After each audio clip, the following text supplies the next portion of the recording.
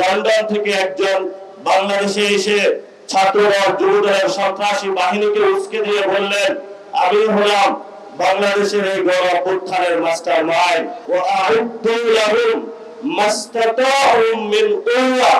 তোমাদের যতটুকু আছে ততটুকু নিয়ে প্রস্তুতি গ্রহণ করো।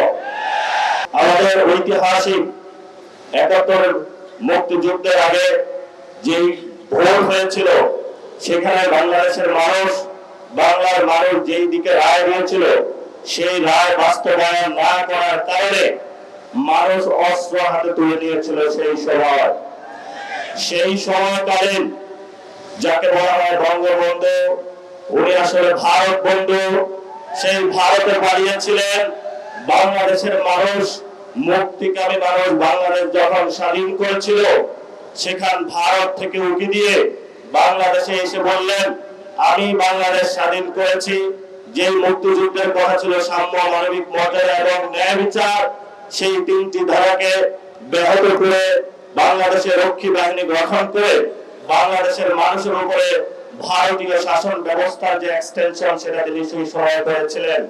তেমনি ২৪-এর গণ অভ্যুত্থানে যখন মানুষ হাসিনার ফ্যাসিবাদীতে নির্যাতিত, নিপীড়িত ছিল, আজাদীর স্লোগান উচ্চারিত হচ্ছিল, সেই সময়কালীন বাংলাদেশের সকল মানুষ রাজপথে ঐক্যবদ্ধভাবে নেমে যখন বাংলার মানুষকে মুক্তি দিয়েছিল, সেই সময়কালীন লন্ডন থেকে একজন বাংলাদেশে এসে ছাত্ররা যুবদলের সন্ত্রাসী বাহিনীকে উস্কে দিয়ে বললেন, আমি হলাম বাংলাদেশের এই গণ অভ্যুত্থানের মাস্টার মাইন্ড।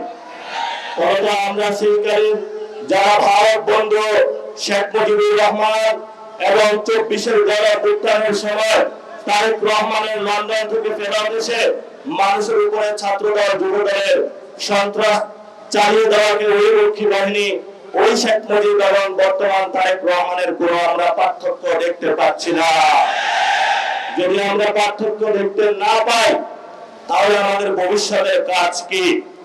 ভবিষ্যতের কাজ, কোরআনের একটা আয়াত আমি চরমভাবে বিশ্বাসী। সে আয়াতটি হলো,